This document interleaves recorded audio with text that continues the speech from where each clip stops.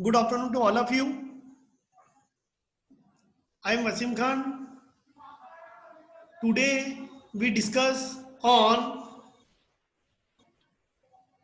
LO2 from CO5, जिसमें हम ये देखेंगे कि सिक्योरिटी की जो पॉलिसी है उसको कैसे आइडेंटिफाई करना है और उससे रिलेटेड जो इश्यू हैं उनको कैसे आइडेंटिफाई करें। तो LO2 को अचीव करने के लिए हमें इन 4 चीज़ों का आना ज़रूरी है: goal of protection, domain of protection, authentication और सिक्योरिटी इश्यू। इनको बहुत ही सरल लैंग्वेज में मैं आपको समझाने की कोशिश करूंगा। सबसे पहले हम देखते हैं गोल ऑफ प्रोटेक्शन। प्रोटेक्शन का गोल क्या होता है? तो जनरली ऑपरेटिंग सिस्टम जो होता है ऑब्जेक्ट, हार्डवेयर और सॉफ्टवेयर को मिलाकर बना होता है, और जो ऑब्जेक्ट होते हैं उनका नाम होता है और वो एक्सेस कर सकते हैं through well defined set of operation के द्वारा। प्रोटेक्शन की समस्या क्या होती है कि हमें ये इंश्योर करना पड़ता है कि हर ऑब्जेक्ट करेक्टली एक्सेस हो रहा है और सिर्फ उन्हीं प्रोसेस को एक्सेस कर रहा है जिनको हमने परमिशन दी है। जो भी फाइल बनाता है वो उसको ऑनर कहलाता है या क्रिएटर कहलाता है, और उसके हाथ में ये कंट्रोल होना चाहिए कि व्हाट कैन बी डन, क्या करना है, बाय हुम, और किसको करने देना है। अब जो एक्सेस के टाइप होते हैं, हम फाइल को एक्सेस करने की परमिशन दे सकते हैं। हो सकता है किसी ऑब्जेक्ट को, किसी यूजर को हमने रीड की परमिशन दी है, किसी को राइट की, किसी को एग्जीक्यूट की, किसी को अपेंड की, किसी को डिलीट की और किसी को लिस्टिंग की।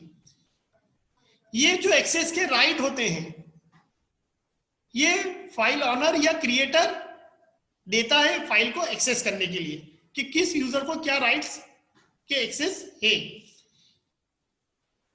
तो ये हमारा गोल होता है प्रोटेक्शन का कि हमारी जो फाइल है, कौन सा ऑब्जेक्ट, कौन सा यूजर उसको किस प्रकार से एक्सेस कर पाए। अब जो एक्सेस करने की जो लिस्ट होती है, उसकी ग्रुपिंग होती है, उसका मोड ऑफ एक्सेस जो होता है रीड, राइट और एग्जीक्यूट। हमने 3 क्लासेस बनाई है यूजर की, ऑनर की जो रीड भी कर सकता है, राइट भी कर सकता है और एग्जीक्यूट भी कर सकता है। दूसरी क्लास हमने वो बनाई है जिसमें ग्रुप एक्सेस दिया है जो रीड और राइट कर सकते हैं, और जो पब्लिकली जो होती है एक्सेस उसमें हमने सिर्फ उनको एग्जीक्यूट करने की परमिशन दे दी है।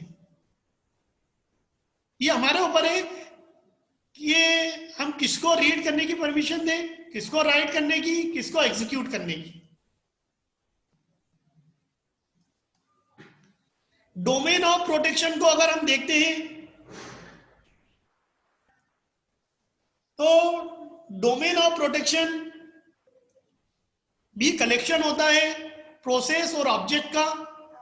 मतलब डोमेन ऑफ प्रोटेक्शन में हम पढ़ेंगे कि जो हमारा कंप्यूटर सिस्टम है जो प्रोसेस और ऑब्जेक्ट का कलेक्शन है, जिसमें ऑब्जेक्ट के द्वारा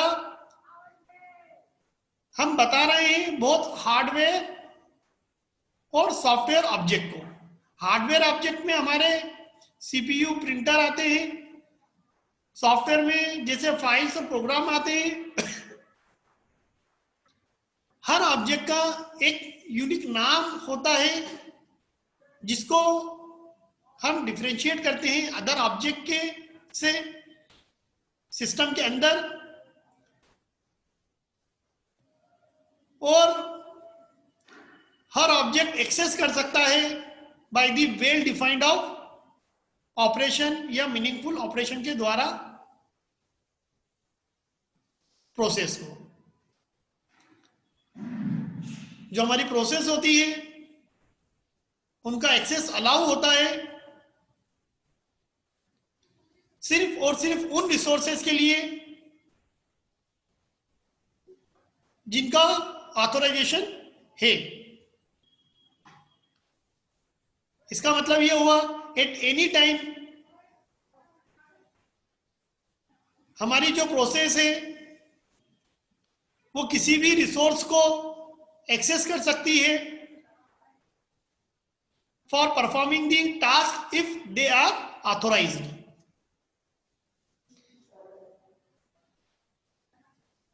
डोमेन का हमारा एक स्ट्रक्चर होता है, जो हमारी प्रोसेस होती है, ऑपरेट होती है प्रोटेक्शन डोमेन में, जो स्पेसिफाई करती है कि जो हमारे रिसोर्सेज हैं वो किन प्रोसेस के द्वारा एक्सेस हो रहे हैं। हर डोमेन में जैसा कि मैंने बताया है कि सेट ऑफ ऑब्जेक्ट होते हैं, उनके टाइप्स ऑफ ऑपरेशन होते हैं जो कॉल करते हैं हर ऑब्जेक्ट को। The ability to execute an operation on an object is an access right. इसके बाद हम देखते हैं ये डायग्राम के थ्रू, ये हमारे 3 डोमेन है, D1, D2 और D3। इसमें बताया है एक्सेस राइट को, जैसे O3 को रीड और राइट का है परमिशन, O1 को D1 डोमेन में रीड और राइट का है, और O2 को इस डोमेन में एग्जीक्यूट करने का परमिशन है। Similarly for other domain. जो हमारा सिस्टम होता है वो 2 डोमेन से मिलकर बना होता है, यूजर और सुपरवाइजर। अगर हम यूनिक्स की बात करते हैं तो डोमेन का मतलब हो गया एक यूजर की आईडी। डोमेन जो होता है switch accomplish via file system.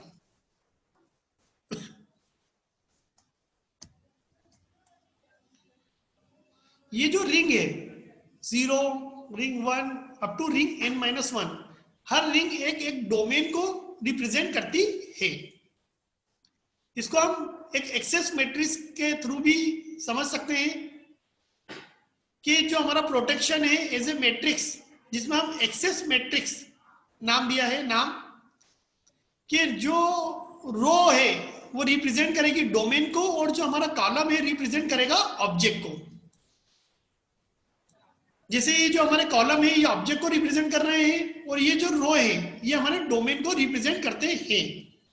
मतलब इस डोमेन में रीड की परमिशन है इस ऑब्जेक्ट के लिए, इस डोमेन में रीड की परमिशन है इस ऑब्जेक्ट के लिए, ऐसे इस डोमेन में रीड की एग्जीक्यूट करने की परमिशन है इस ऑब्जेक्ट के लिए। सिमिलरली डिफॉल्ट डोमेन को रीड और राइट की परमिशन है इस ऑब्जेक्ट के लिए।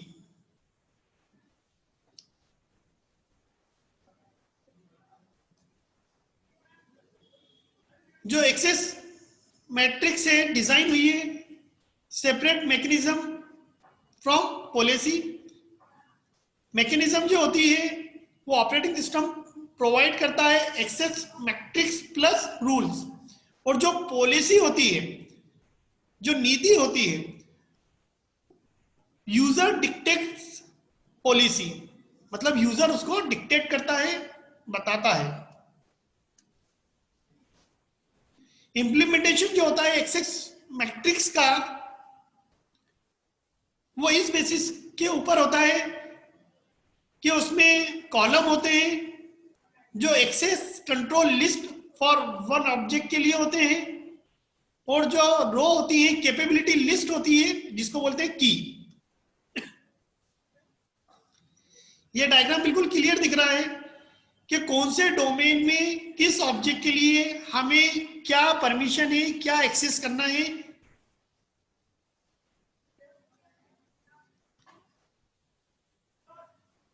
इसके बाद जो एक्सेस कंट्रोल होता है वो protection can be applied to non file resources. अलग अलग वर्जन, अलग अलग ऑपरेटिंग सिस्टम के लिए प्रोटेक्शन की अलग अलग मैकेनिज्म हो सकती है। नेक्स्ट, जावा जो होती है उसमें जो प्रोटेक्शन होता है जनरली जेवीएम के द्वारा दिया जाता है, जावा वर्चुअल मशीन के द्वारा। जो क्लास होती है असाइन करती है protection domain when it is loaded by JVM. Next जो हमारा टॉपिक आता है एलओ2 का ऑथेंटिकेशन, बहुत इंपॉर्टेंट टॉपिक है जो सिक्योरिटी के पॉइंट ऑफ व्यू से बहुत ज्यादा जरूरी है। ऑथेंटिकेशन का मतलब होता है कि सिस्टम की हर यूजर को पहचानना और उन यूजर से संबंधित प्रोग्राम को आइडेंटिफाई करना, पहचानना।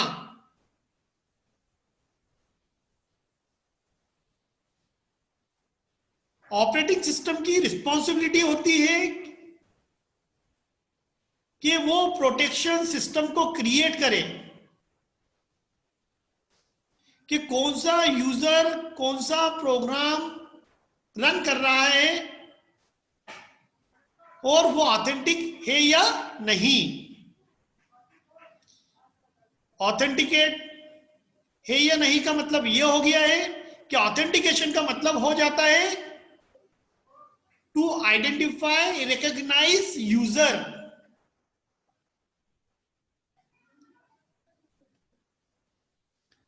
ऑपरेटिंग सिस्टम जनरली 3 तरीके से आइडेंटिफाई करता है या कह सकते हैं 3 तरीके से ऑथेंटिकेट कर सकता है। एक तो यूजर नेम और पासवर्ड देकर, दूसरा यूजर कार्ड या की देकर, तीसरा यूजर एट्रीब्यूट, जो यूजर के एट्रीब्यूट होते हैं जैसे फिंगरप्रिंट्स, आई रेटिना पैटर्न, सिग्नेचर, इनके द्वारा भी वो ऑथेंटिकेट कर सकता है या आइडेंटिफाई कर सकता है। ये जो होता है बेस्ड होता है asymmetric keys and digital signature algorithm के ऊपर। ऑथेंटिकेटर्स जो है डिजिटल सिग्नेचर को प्रोड्यूस करता है। इसके बारे में मैं अभी आपको बताऊंगा, डिजिटल सिग्नेचर के बारे में और सिमेट्रिक और असिमेट्रिक की के बारे में भी। सबसे पहले मैं आपको बताऊंगा क्रिप्टोग्राफी। क्रिप्टोग्राफी क्या होता है? एक सिक्योरिटी टूल है, सिक्योरिटी के लिए एक टूल है। क्रिप्टोग्राफी में जनरली हम क्या करते हैं, जो भी हमारा ओरिजिनल मैसेज होता है, जो ओरिजिनल मैसेज को हम क्रिप्टोग्राफी की टर्म में प्लेन टेक्स्ट कहते हैं, उसको एंक्रिप्शन की के द्वारा हम डिक्रिप्ट करते हैं, कोडेड फॉर्म में कन्वर्ट करते हैं, जिसको कहते हैं हम साइफर टेक्स्ट। और वो साइफर टेक्स्ट रिसीवर साइड पर डिक्रिप्शन की के द्वारा डिक्रिप्ट करके प्लेन टेक्स्ट में कन्वर्ट किया जाता है और रीड किया जाता है। अब बीच में आपको ये दिख रहा है कि अटैकर है, यहां पर ये सिक्योरिटी को ब्रीच करने की कोशिश करता है, क्रैक करने की कोशिश करता है, दरार डालने की कोशिश करता है by using different combination of keys. अब जो डिजिटल सर्टिफिकेट की बात होती है, जिसमें हम देते हैं कि प्रूफ ऑफ हु, कौन क्या पब्लिकली ऑनर है, पब्लिक की डिजिटली साइन ए ट्रस्टेड पार्टी। जैसा कि अगर मान के चलिए मैंने किसी डॉक्यूमेंट पर सिग्नेचर करा है, इसका मतलब यह है कि उस डॉक्यूमेंट की पूरी जिम्मेदारी मेरे ऊपर कहलाएगी। जैसा कि मैंने बताया, जो ऑथेंटिकेशन है उसमें हम आइडेंटिफाई करते हैं, रिकॉग्नाइज यूजर को। इसकी जो प्रॉपर्टी होती है कि ऑथेंटिकेशन प्रोवाइड करने के लिए या तो हम जो पासवर्ड है उसको सीक्रेट रखें, फ्रीक्वेंटली चेंज करें, नॉन गेसेबल पासवर्ड होना चाहिए, कोई गेस नहीं कर पाए, और ज्यादा अटेम्प्ट अलाउ ना करें फॉर पासवर्ड। पासवर्ड जो है हमारा एंक्रिप्टेड भी हो सकता है, या सिर्फ एक बार यूज करने वाला भी पासवर्ड हो सकता है। ऑथेंटिकेशन की जो स्टेप्स होती हैं मेनली दो होती हैं, आइडेंटिफिकेशन स्टेप्स और वेरिफिकेशन स्टेप्स। आइडेंटिफिकेशन में हम प्रेजेंट करते हैं an identifier to the security system. Verification steps में हम प्रेजेंट करते हैं या जनरेट करते हैं ऑथेंटिकेशन इंफॉर्मेशन। जो सिक्योरिटी के इशू आते हैं, जो नेक्स्ट टॉपिक है हमारा सिक्योरिटी इशू, तो जो सिक्योरिटी है must consider external environment of the system and resources and protection. Security provide करती है protection system computer system resources के लिए, जैसे कि सीपीयू के लिए, मेमोरी के लिए, डिस्क के लिए, सॉफ्टवेयर प्रोग्राम के लिए, और सबसे मोस्ट इंपॉर्टेंट डेटा या इंफॉर्मेशन स्टोर करने के लिए कंप्यूटर सिस्टम में। अगर हमारा कंप्यूटर प्रोग्राम किसी अनऑथोराइज्ड यूजर के द्वारा रन होता है तो हमारा कंप्यूटर सिस्टम डैमेज हो सकता है। इसीलिए कंप्यूटर सिस्टम हमारा प्रोटेक्टेड होना चाहिए against unauthorised access, malicious access, दुर्भावनापूर्ण तरीके से जो एक्सेस कर रहे हैं उनसे, जो हमारी सिस्टम को, जो हमारे सिस्टम की मेमोरी को दुर्भावना तरीके से यूज कर रहे हैं, उनसे बचाने के लिए, वायरस से बचाने के लिए, वर्म्स से बचाने के लिए। जो इंट्रूडर होता है जिसको बोलते हैं अटैकर, क्रैकर, बीच में दखल अंदाजी करने वाला, वो हमारी सिक्योरिटी में दरार डालने की कोशिश करता है बाय अटेम्प्टिंग डिफरेंट मैकेनिज्म। जो थ्रेट और अटैक वर्ड आते हैं, तो थ्रेट का मतलब ये होता है जैसे धमकी दी मैंने, तो एक संभावना है सिक्योरिटी के उल्लंघन की, कि मैं तुम्हारी सिक्योरिटी को खत्म कर दूंगा, तो ये थ्रेट हो गया, एक संभावना है, हो सकता है वो कर भी दे या ना करे। अटैक जो होता है, इस अटेम्प्ट एक अटेम्प्ट होता है जो हमारी सिक्योरिटी में दरार डालता है, मतलब हो गया, जैसे कोई आया और हमारे कंप्यूटर में एक फाइल अपलोड करके चले गया जिसमें वायरस थे, मतलब उसने अटैक कर दिया, धमकी नहीं दी, उसने अटेम्प्ट ही कर दी, मतलब हमारी सिक्योरिटी जो है उसको उसमें दरार डाल दी। अटैक जो होता है हमारा हो सकता है एक्सीडेंटल हो, मतलब किसी को मालूम नहीं था भैया उसकी फाइल में वायरस है, उसने हमारे कंप्यूटर सिस्टम में सेव कर दी, ये तो एक्सीडेंट हो गया कि उसको मालूम नहीं था, गलत तरीके से नहीं था, फिर भी हमारे कंप्यूटर सिस्टम में वायरस तो आ गया, तो वो अटैक तो हो गया, लेकिन वो एक्सीडेंट कहलाएगा। और एक मैलिशियस होता है कि किसी ने जानबूझकर, अब कुछ लोग होते हैं कि जानबूझकर हमारे सिस्टम में वायरस फैलाना चाहते हैं, वर्म्स फैलाना चाहते हैं, तो ये एक दुर्भावना होती है। जैसे कुछ लोग होते हैं कि किसी के काम को बिगाड़ना ही है, तो वह एक दुर्भावनापूर्ण तरीके से काम किया गया है, तो उसको बोलते हैं मैलिशियस अटैक। तो easier to protect against accidental than malicious misuse। Accidental attack को तो हम रोक सकते हैं, लेकिन मैलिशियस अटैक को रोकने के लिए हमें ज्यादा एफर्ट लगाना पड़ती है।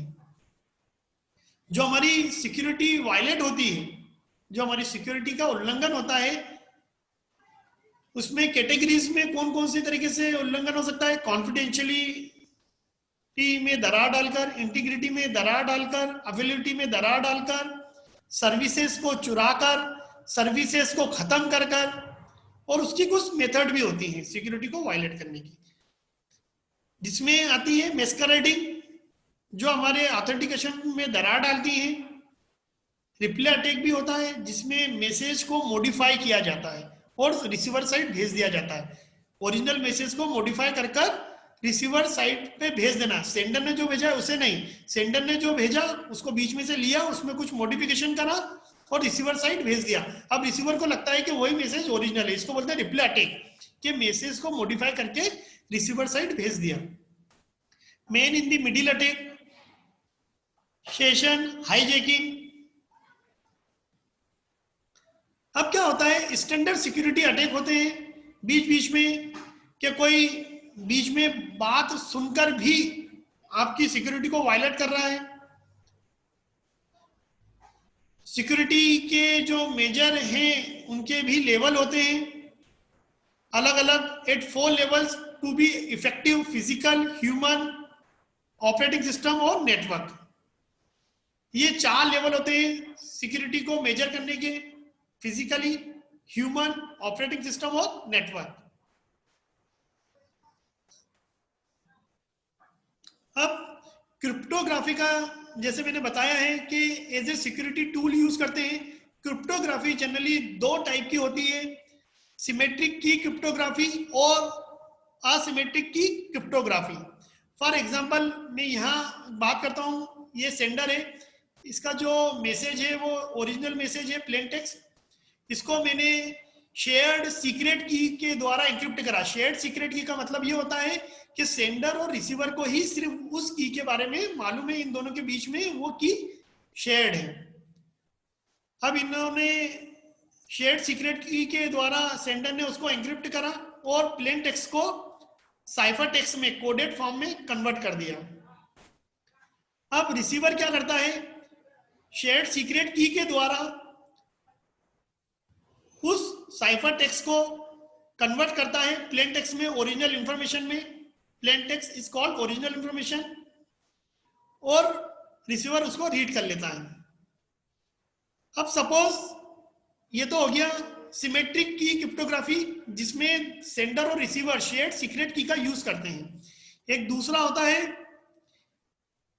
पब्लिक की क्रिप्टोग्राफी, जिसको बोलते हैं असिमेट्रिक एन्क्रिप्शन, जिसमें 2 की का यूज होता है, एक पब्लिक की और एक प्राइवेट की, जिसमें जनरली जो सेंडर होता है वो अपनी ओरिजिनल इंफॉर्मेशन को, मैसेज को पब्लिक की के द्वारा प्लेन टेक्स्ट से कोडेड टेक्स्ट में कन्वर्ट करता है, और रिसीवर जो रहता है प्राइवेट की के द्वारा उस कोडेड इंफॉर्मेशन को ओरिजिनल इंफॉर्मेशन प्लेन टेक्स्ट में कन्वर्ट कर कर रीड करता है। ये आप देख सकते हैं, जो मैसेज 69 था ये मेरा ओरिजिनल इंफॉर्मेशन है, प्लेन टेक्स्ट है, इसको मैंने पब्लिक की के द्वारा एन्क्रिप्ट करा, कोडेड टेक्स्ट में कन्वर्ट कर दिया है और रिसीवर साइड भेज दिया है। रिसीवर के पास एक प्राइवेट की है, वो इस कोडेड टेक्स्ट को प्राइवेट की के द्वारा डिक्रिप्ट कर कर ओरिजिनल इंफॉर्मेशन में कन्वर्ट करेगा और फिर रीड कर लेगा। तो ये होता है असिमेट्रिक की क्रिप्टोग्राफी, जिसको बोलते हैं पब्लिक की क्रिप्टोग्राफी। ये जो एग्जांपल है आरएसए एल्गोरिथम का है, रिवेश शामिर एडलमैन ने इस एल्गोरिथम को डेवलप करा था। उनके नाम पर इस असिमेट्रिक की क्रिप्टोग्राफी को, पब्लिक की क्रिप्टोग्राफी को आरएसए असिमेट्रिक क्रिप्टोग्राफी भी कहते हैं।